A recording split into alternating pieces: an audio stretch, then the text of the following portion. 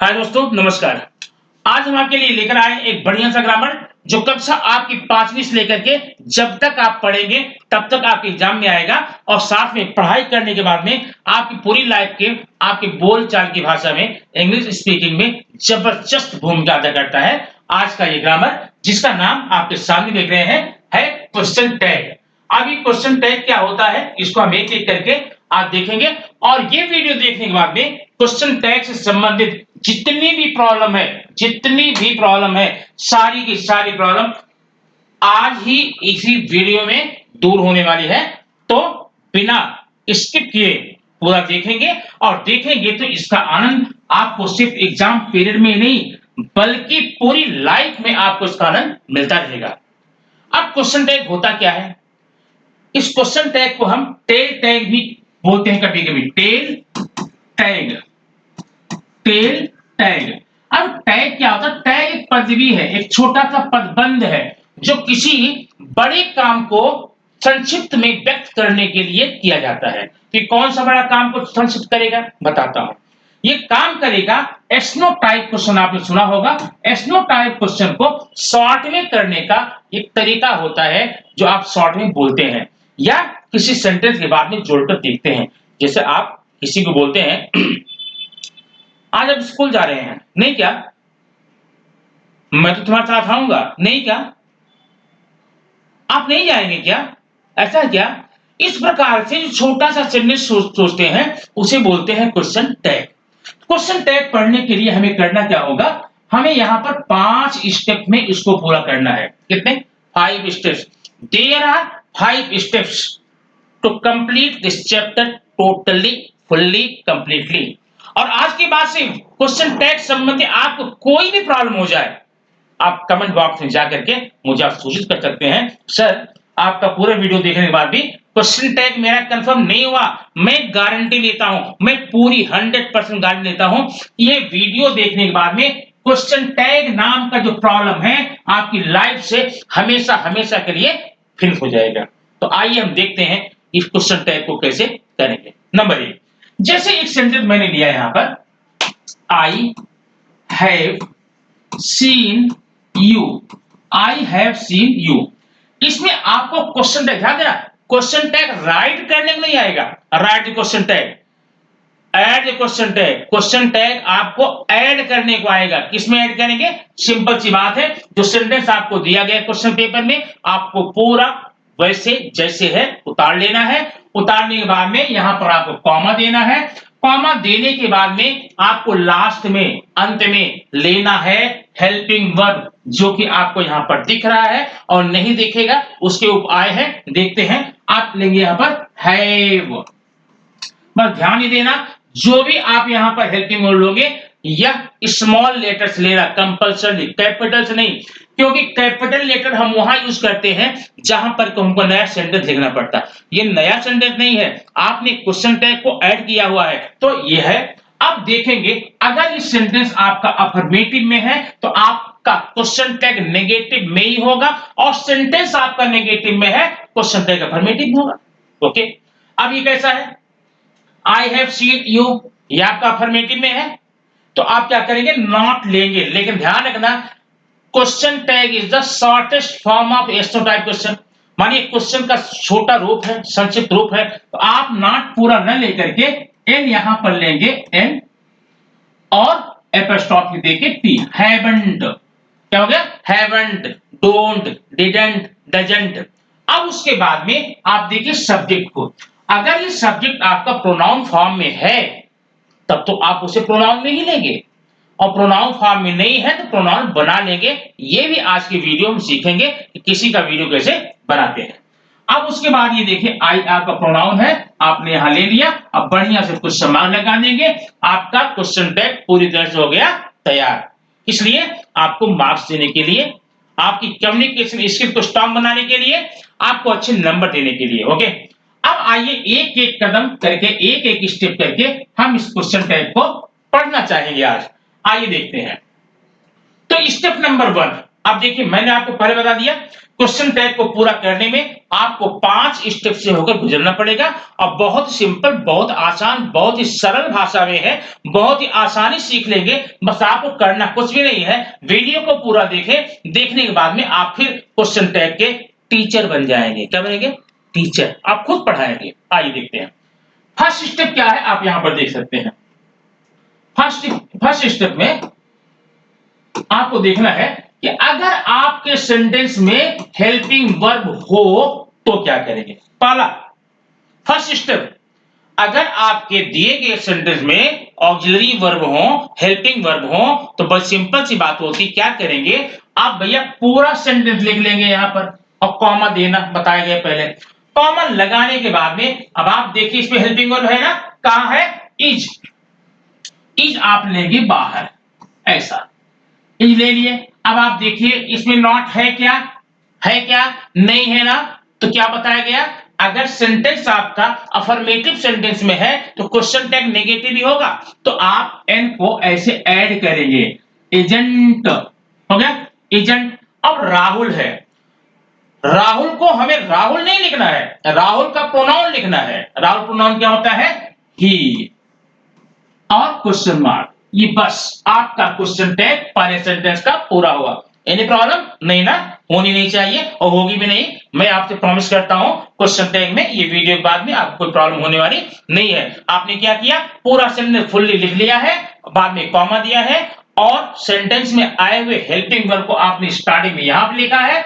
Not को add करना है, लेकिन याद रखना कब? जब आपके सेंटेंस नॉट नहीं होगा, मेरा मतलब आपका सेंटेंस अफर्मेटिव होगा। है इजेंट हो गया, ही हो गया। अब ये देखना, Ketan was not going, comma देंगे। हेल्पिंग वर्ब देखा इसमें? देखा क्या? हाँ दिखा, कहां है? वॉज। अब आप वॉज को सबसे पहले क्या करेंगे, ले लेंगे, लास्ट में निकाल कर ले लेंगे। ये देखिए मैं लिख लिया यहां पर वॉज। अब ये बताइए नॉट इसमें ऐड करूं क्या? करूं क्या? नहीं ना। क्यों? क्योंकि यहां पर है, सेंटेंस आपका नेगेटिव में है और नेगेटिव में है तो नॉट हम नहीं ऐड करेंगे, क्योंकि अफर्मेटिव सेंटेंस का क्वेश्चन टैग नेगेटिव में बनाना चाहिए और नेगेटिव का अफर्मेटिव में, तो इसलिए आप हो गया। अब देखिए केतन का प्रोनाउन क्या होगा? ही। आपका हो गया Ketan was not going, Ketan was not going और इसका क्वेश्चन टैग आपने ऐड कर दिया वॉज ही। थर्ड सेंटेंस देख लेते हैं, boys are very happy. Helping of देखा क्या? ये देखा आर। नॉट इसमें है क्या? नहीं है, तो क्या करेंगे? ऐड करेंगे। कैसे ऐड करेंगे? ये देखिए आंट। आंट बॉयज का प्रोनाउन, बॉयज प्लूरल है, तो क्या बनेगा यहां पर? यहां बनेगा दे, क्वेश्चन मार्क। इस प्रकार से अब आप पहला पड़ाव पार कर चुके हैं। पहला पड़ाव क्या था? जिस सेंटेंस में हेल्पिंग वर्ब होगा, हेल्पिंग वर्ब को निकाल लेंगे आप बाहर और उसके बाद अगर अफर्मेटिव सेंटेंस है इसमें एपोस्ट्रोफी लगा के एनटी जोड़ेंगे, एजेंट। और यहां पर आपका हो गया, जहां है वहां पर नहीं जोड़ेंगे, वाज ही आर दे। इस प्रकार से आपका पहला स्टेप पूरा। अब सोचिए जरा सेकंड स्टेप में क्या करेंगे। बहुत आसान है वो भी, आइए दिखा देते हैं। बहुत बहुत बहुत सिंपल है आपका वो second step.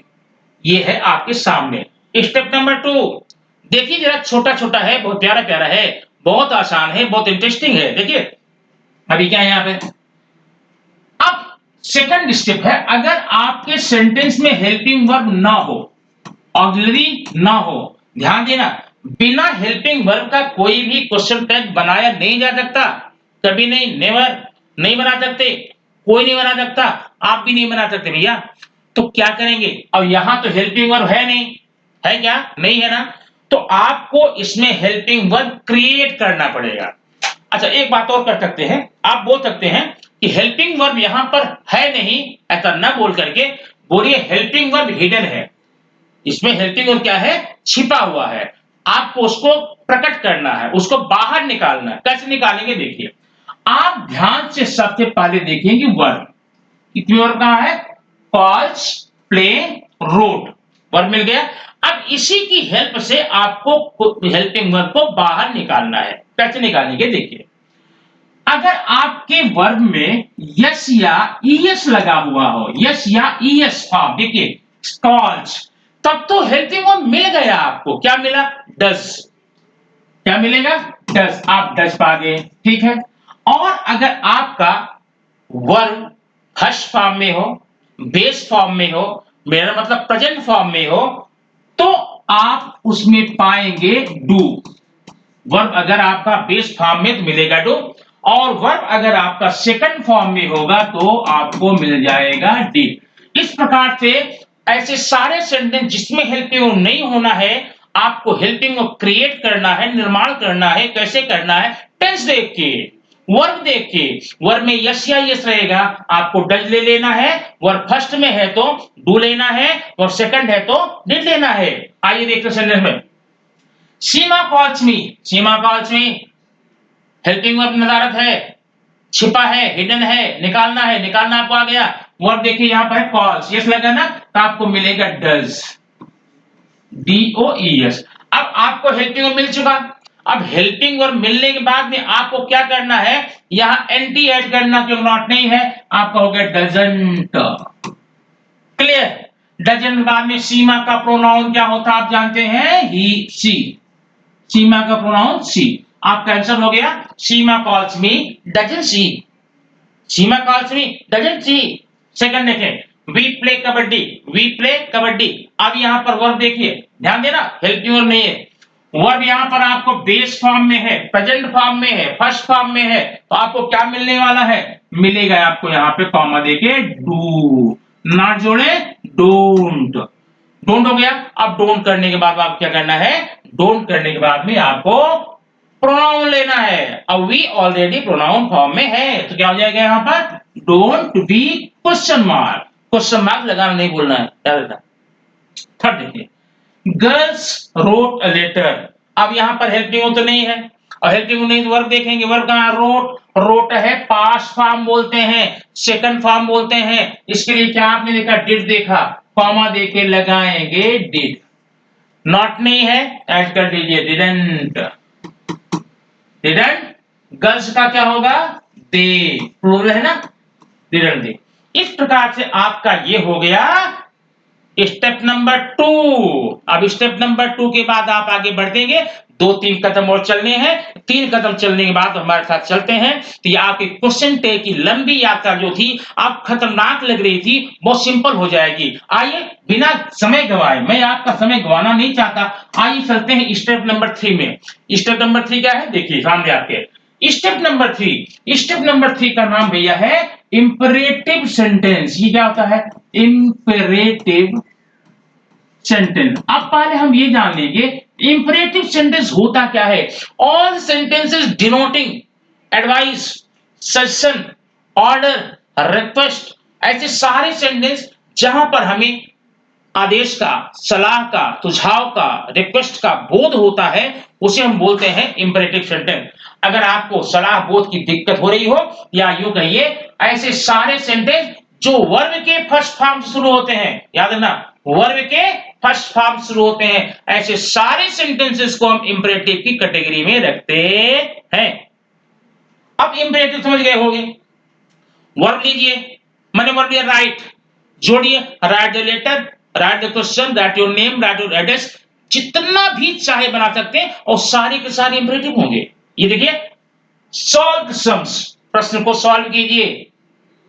Don't disturb me, मुझे डिस्टर्ब मत कीजिए।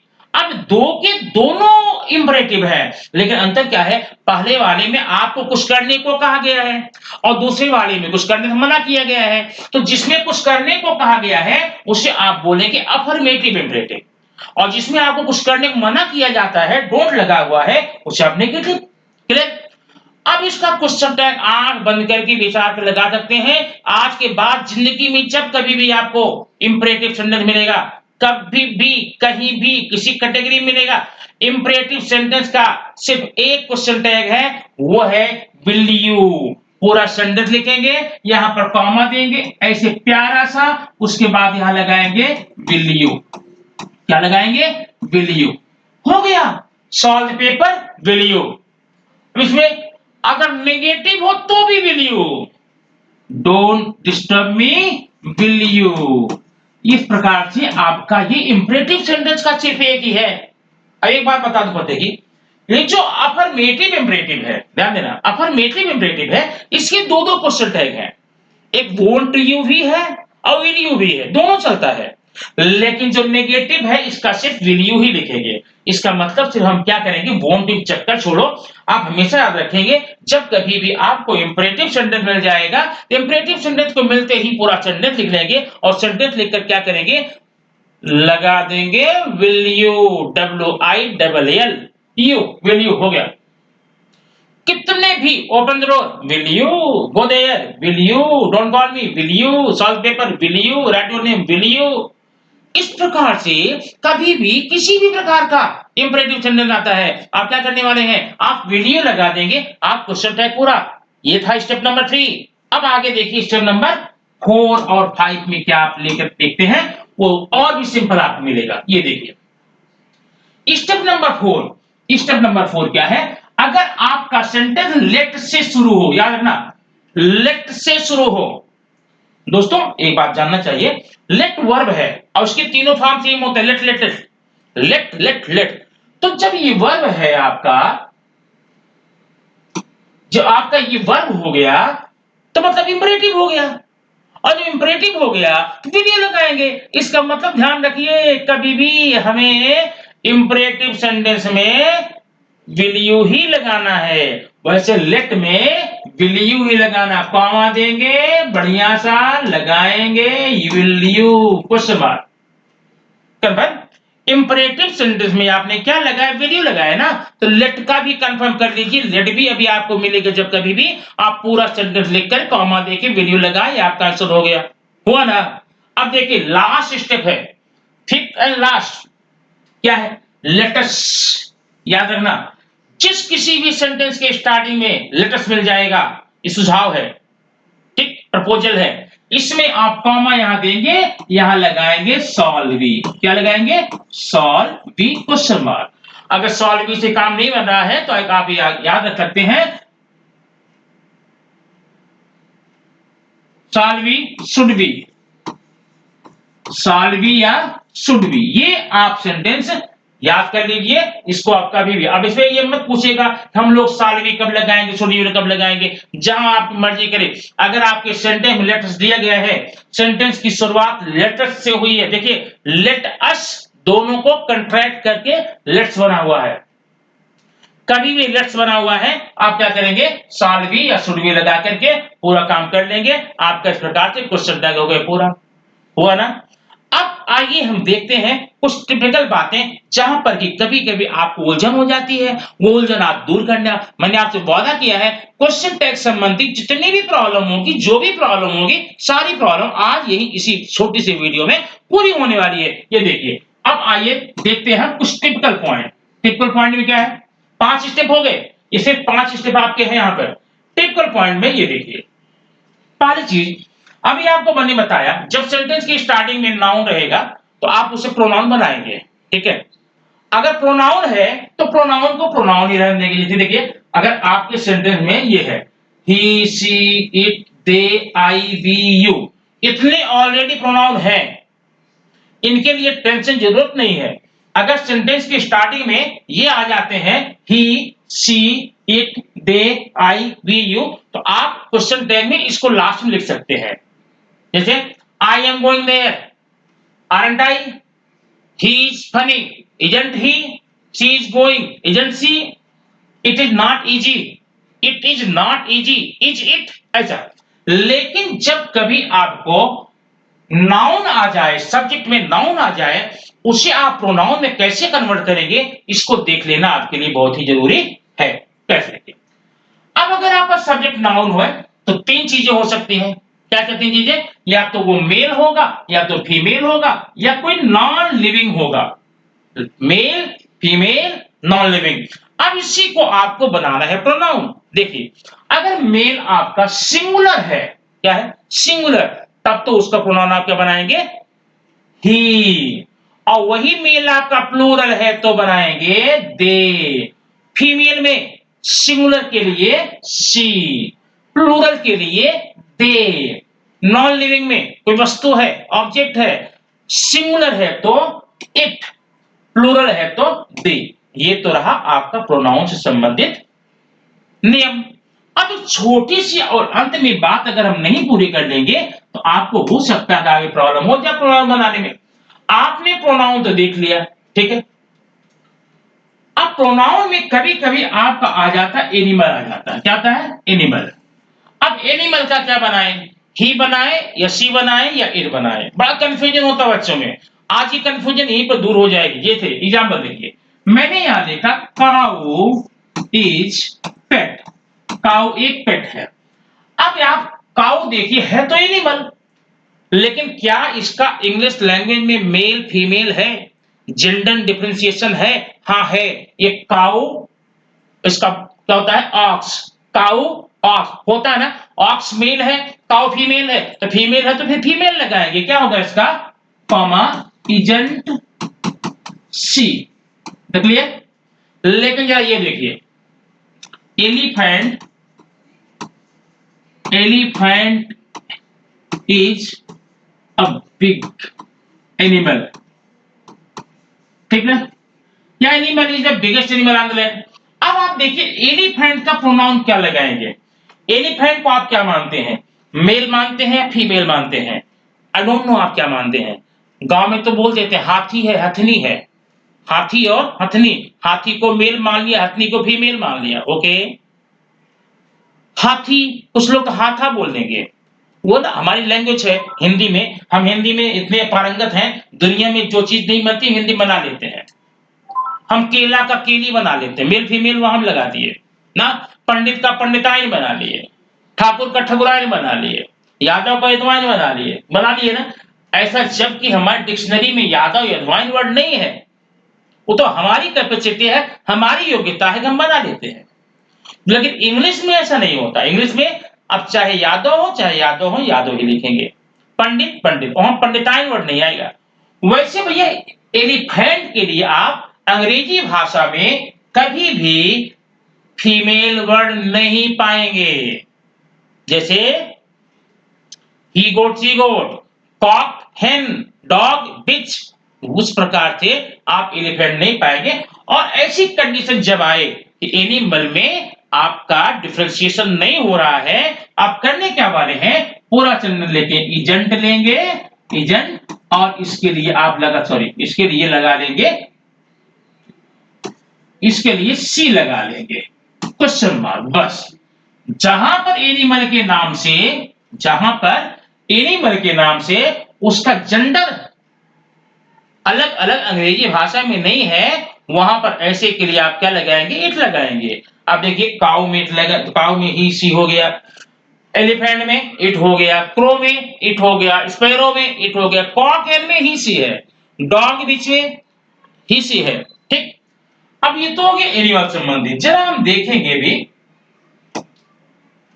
कुछ ऐसे शब्द जो कि नॉन लिविंग होते हैं। एग्जाम्पल जैसे देख लीजिए, मान लो मैंने यहां पर लिख दिया है ट्री, देखिए ट्री लिविंग है।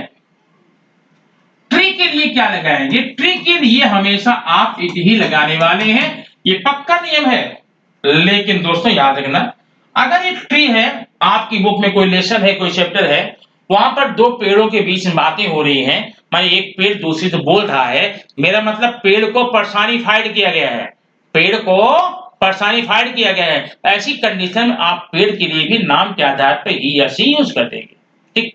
उसी प्रकार जैसे फॉक्स और क्रो में है, फॉक्स और क्रो की कहानी आप सुने होंगे ना, वहां पर क्रो के लिए आप हमेशा ही लिखा हुआ पाएंगे। क्यों लिखा हुआ पाएंगे? क्योंकि कौवा वहां बोल रहा है ना। लोमड़ी ने रिक्वेस्ट किया कि भैया आप एक गाना गा दीजिए। कौवा बड़ा खुश हो गया। अब खुश हो गया बात सुन करके, अब गाना गाना शुरू कर दिया। कौवा गाना गाता है क्या? नहीं गाता। लेकिन इस कहानी में लेखक की सोच है, लेखक की थिंकिंग है, उसने कौवे को क्या किया है? पर्सनिफाइड किया है।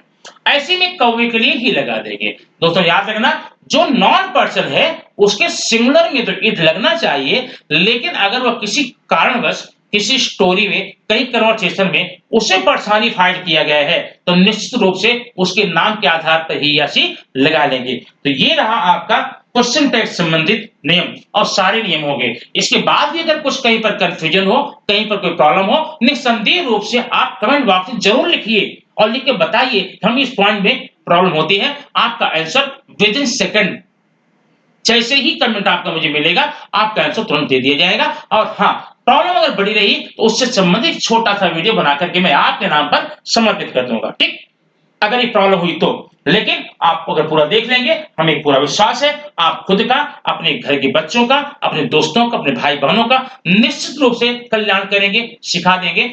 आने वाला एग्जाम है, आपका एग्जाम नेक्स्ट वीक या नेक्स्ट मंथ से शुरू होने वाला है, चाहे बोर्ड का एग्जाम हो चाहे होम एग्जाम हो, ये वहां पर बड़े ही काम की चीज होने वाली है, ठीक। Thank you very much. फिर मिलते हैं नेक्स्ट वीडियो में कुछ ऐसे ही नई रोचक जानकारी वाली वीडियो के साथ।